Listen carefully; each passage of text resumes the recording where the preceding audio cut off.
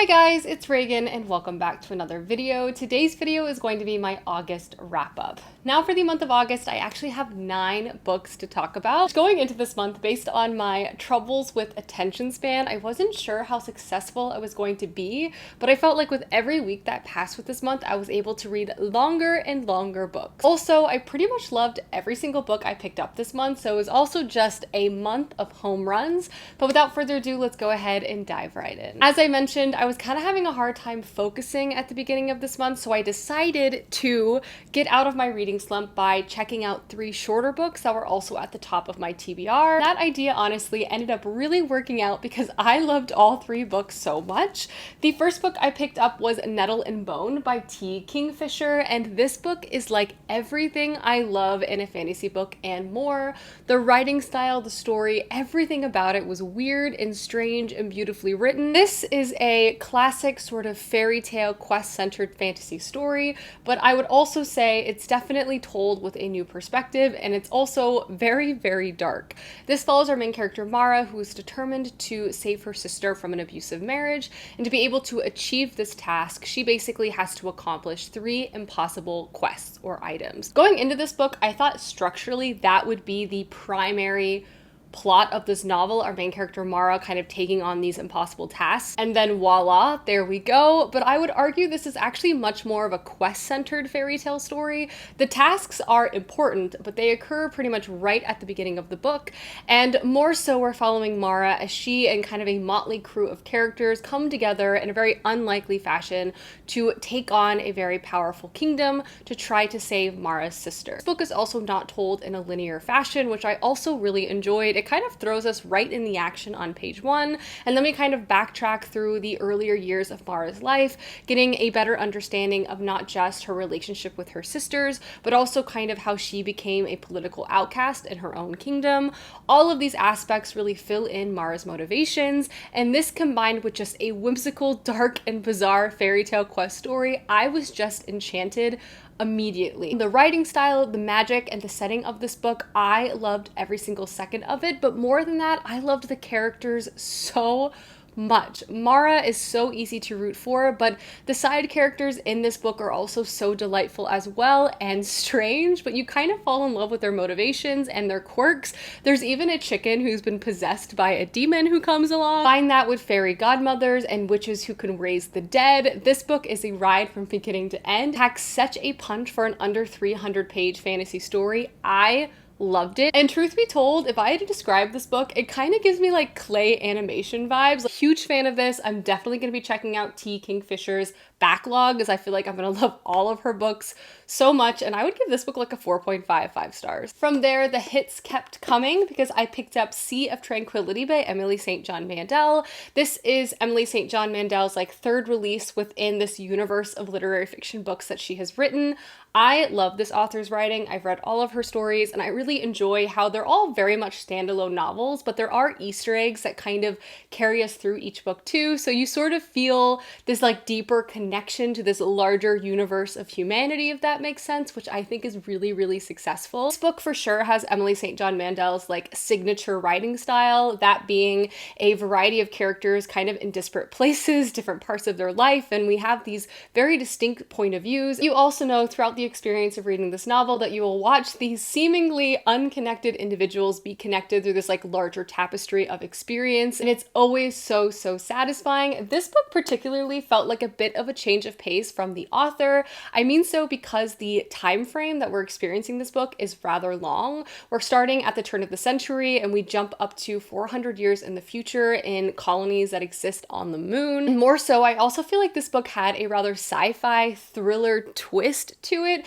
It's very much a literary fiction like character-focused story that you would expect from this author, but there were also a lot of perspectives and ideas kind of relating around the future of humanity, the future of technology, and how those things can very much intersect. It had like sci-fi space station elements, and it was very, very cool. And there's also this unease that I feel like kind of exists through all the different character point of views that made it very compelling, and the pacing of it to be very, very fast. I really enjoyed this novel. I can honestly say I had no idea where it was was going, and there was definitely a bit of a reveal at the end that I found to be very successfully done. This book is intense. I definitely think you can pick it up without reading Station 11 and The Glass Hotel. That being said though, I would recommend reading the other two books first because again, it's just really fun to encounter those Easter eggs that sort of exist throughout the story. This book also had moments of kind of twisting my mind a bit. There was definitely some meta character perspective I thought was a really cool choice by the author as well. But yes, I'm not surprised I really enjoyed this book. I just really enjoyed this author's style of writing, her characters, and her plot. This I would also say is probably my second favorite of the three, but they're all so excellent, and I gave this book a 4.5 out of 5 stars. And then from there, I wanted more disparate character point of views that sort of connect to this larger human experience view, so I picked up A Visit from the Goon Squad by Jennifer Egan. Jennifer Egan just actually came out with a sister novel to this book, which really inspired me to finally pick this book up. And wow, I can also say I was not disappointed. Again, I am a sucker for character-focused stories, these sort of vignettes of experiences where time is not linear and we're kind of just moving from one scene to the next. This book also really centers a lot of flawed individuals, and I also really enjoyed how it plays on perception of self. But a bit more about what A Visit from the Goon Squad is about. This book kind of centers the punk scene, music. We're following a huge cast of characters, but I would say primarily we're centering, I think, Benny, who is a record executive, and his assistant Sasha. But we're following like people connected to these characters, both in the past and the present. So we're really shooting all over the place. Honestly, I was just really drawn into this book pretty much right away. It's really hard to put down because chapter to chapter, we're kind of shifting to a new character, their life, and even place in time. You kind of never fully get your bearings, but in a way that I honestly really enjoy. I also feel like Jennifer Egan was able to write so many like very tangible characters in not a lot of space. You're kind of dropping in and out of people's lives, but you feel like their emotions so deeply while you're there. As I mentioned, I think one of my favorite elements of the story is how the author played on the perception of self and how we view ourselves. So often we'd be in chapters of characters who are so critical, so embarrassed, or just like moving through a scene with so much self-hate. But then we would sometimes watch the same scene or see a character at a different point in their life from a character who admires them, who loves them, who hates them, but just views them completely differently than they view themselves, which just shows how like your own internal perception might not match the external perception that other people might have of you. And I feel like the author really played with this quite a bit. We're running into characters at different points in their lives, and it was really, really fascinating to see this huge cast of characters come together. I also liked how it kind of played out in the music scene. This was definitely a pretty gritty novel. There's a lot of unlikable characters that you're reading from or encounter.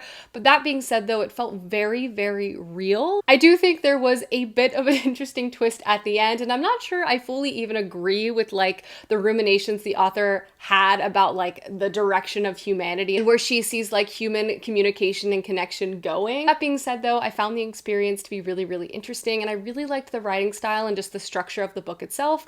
I'd highly recommend this book, and I gave it like a 4.25 out of 5 stars. And then from there, I was ready to dive back into fantasy and sci-fi, finally finishing a book that I have kind of been holding on to for the past couple of months, and that is The Hunger of the Gods by John Gwynne.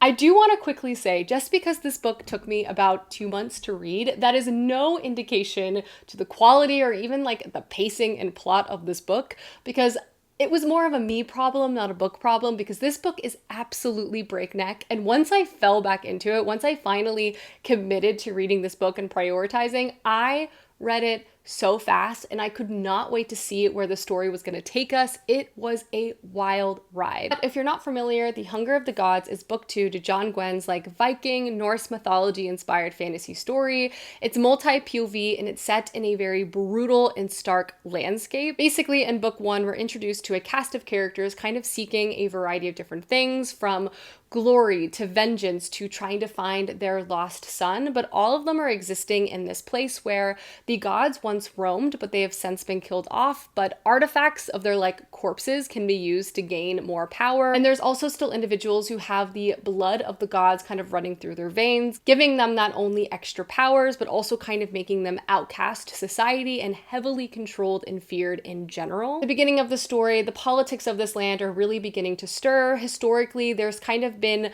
just singular towns kind of controlled by the government. People are really independent and not really controlled by larger government bodies, but there are some people who are trying to consolidate power, basically increase their breadth of the land that they control, and many people are not too happy about that. Also, groupings of warrior bands who kind of go out, claim their glory, kill monsters to kind of become battle famous, and that is the world we watch the characters kind of move in and around in.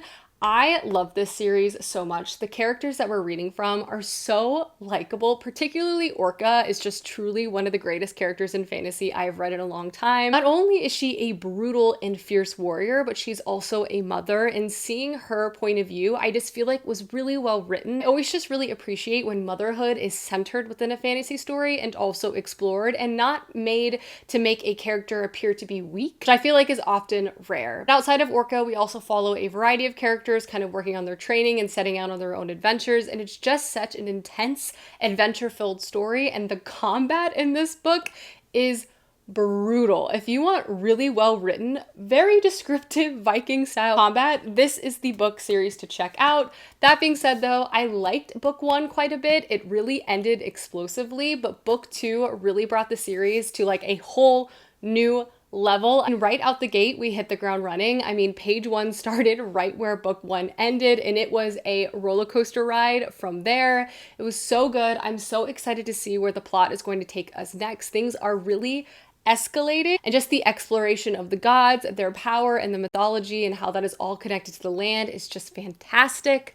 I am such a fan of this fantasy series. It is so good, and I gave book 2 a 4.5 out of 5 stars. The next book I picked up was a very anticipated newer fantasy release, and that is the Stardust Thief by Chelsea Abdullah. This is a new djinn and mythology-centered fantasy series following our main character, Lowly. Lowly is known as the Midnight Merchant, and with the help of her djinn bodyguard, she's able to procure a lot of rare and dangerous magical items for her clients. At the beginning of book 1, she kind of unwittingly helps a very helpless prince, let's say, and this gets her wrapped up into a larger political issue with the Sultan, who basically forces her to go on a quest with one of his other sons, who is in charge of like this very powerful thief group, to find this very powerful djinn artifact, which would allow him to basically kill off all the djinn.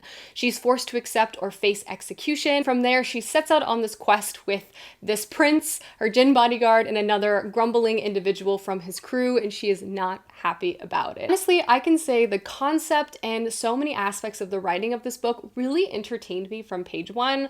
First off, I really loved the setting and the magic of this world. I felt like it was wonderfully explained, and it just felt like every aspect of the story was like seeped with storytelling. It just felt like it was so wonderfully explained and explored. It never felt info dumpy, and it just made the world feel so real and also like dazzling. Our main character Lowly, I really enjoyed reading from her point of view, but this is actually a multi-POV story. I was excited to see that we actually got introduced to other characters like this kind of bumbling prince, very lovable despite his like lack of worldly knowledge. And we also got to read from a character who might be my favorite in this book series so far, and that is Aisha.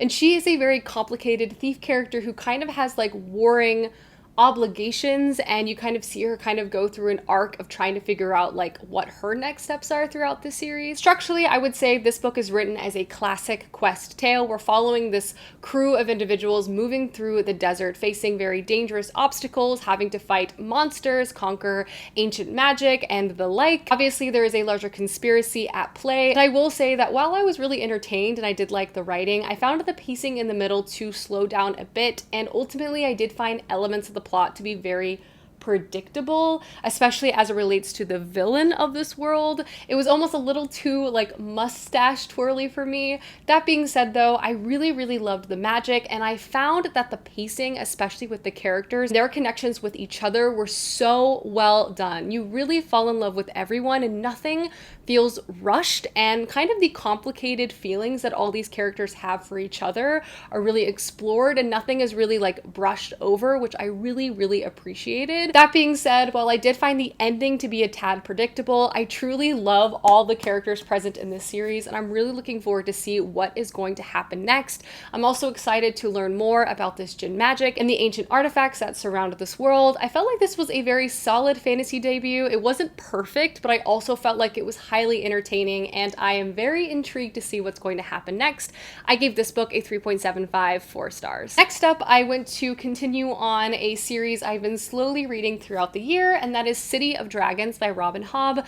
This is book 3 to the Rainwild Chronicles, which is the fourth series within like the Robin Hobb universe. Obviously, I talk about Robin Hobb a lot on my channel. I'm truly obsessed with her. I'm obsessed with her writing, her characters, her pacing, and just the emotions that this woman makes me feel. I feel like she is truly just one of the best fantasy writers out there, and more people need to read her books. That being said though, this is book 3 to the Rainwild Chronicles. I would describe as a bit underappreciated or underrated in her entire like catalog of books.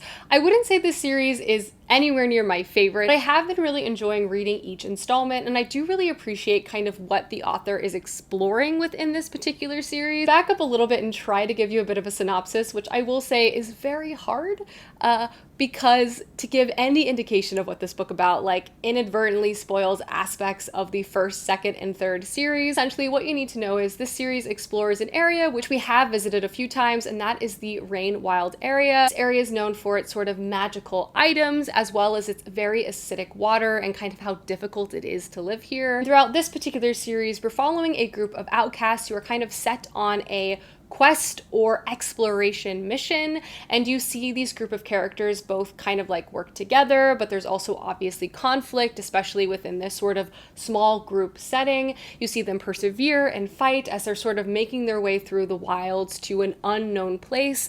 A lot of what is discussed in this series as well is the perception of being kind of a social outcast for arbitrary rules created by society, and kind of shedding those rules and kind of reclaiming your own fate and destiny, and asking the question of, just because someone says I am this does not necessarily make me that. Those themes are definitely my favorite aspect of this series. I would say this is another multi-POV tale, but it's definitely much slower than I think some of the other books that we have encountered by Robin Hobb. There's not some like life or death, huge political question at play. We're still dealing with very real characters, their real emotions, there's romance, there's rivalries, there's everything at play here, and also there's a huge amount of characters who have their own character arcs and journeys that makes them feel so tangible. Like no one is clearly perfectly right and clearly perfectly wrong. Like people are constantly growing and evolving as they learn more information or are exposed to a new experience, and I just feel like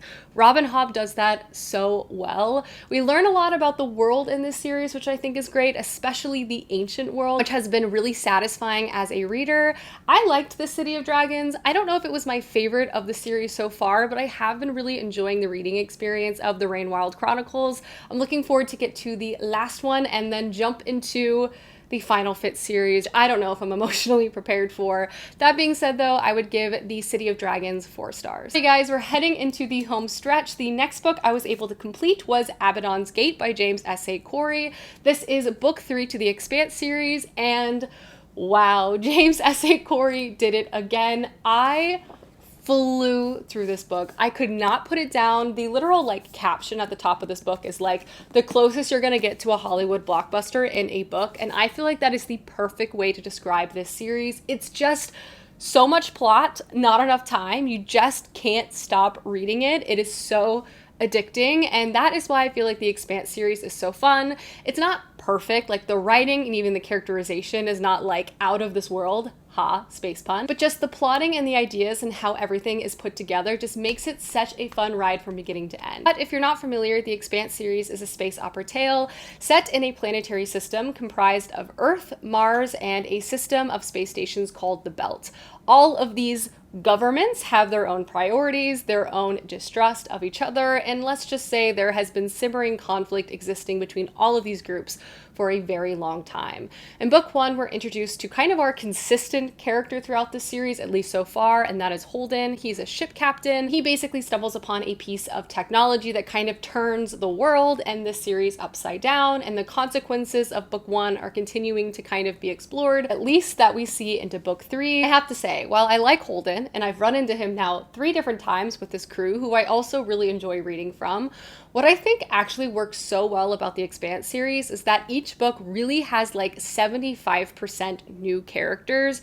We're constantly kind of put in new locations, following different people who would have a different viewpoint on different scenarios based on where they're from, their occupation, their position, and the power chain, if you will. So this really isn't like Jim Holden's story, though he is a really important player.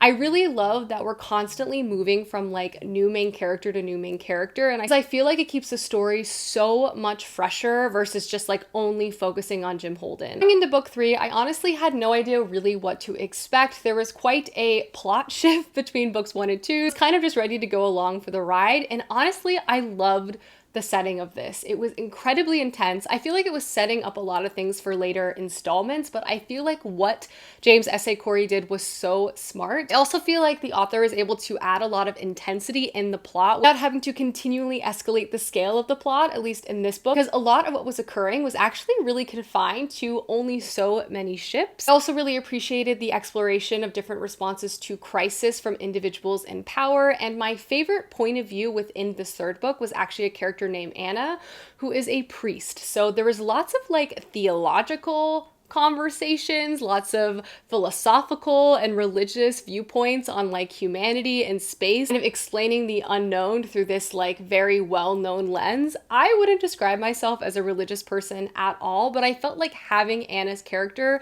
was such an interesting addition. Just like her desire to bring people together, I felt was like a really nice thing to see and read. And this sort of contrast of religion and science, I felt like was just really well done. All in all, I really enjoyed book 3. It was explosive, and honestly, I feel like you just get to a point in each book in the Expanse series where you have to just like cancel all your plans because you need to figure out what is going to happen next. They just really have an ability to just constantly keep you on the edge of your seat, and I loved it so much. This might be my favorite book in this series so far, but I gave book 3, I would say like a 4.25 out of 5 stars. Again, a very strong month of reading. Next book I read this month, I feel like I read With the Rest of the World, and I actually listened to it on audiobook, which I would highly recommend, and that is I'm Glad My Mom Died by Jeanette McCurdy. This is Jeanette's very raw and very honest memoir recounting her childhood growing up, her experiences with being a childhood actor. All of those things kind of intersected in a variety of very painful moments throughout Jeanette's life.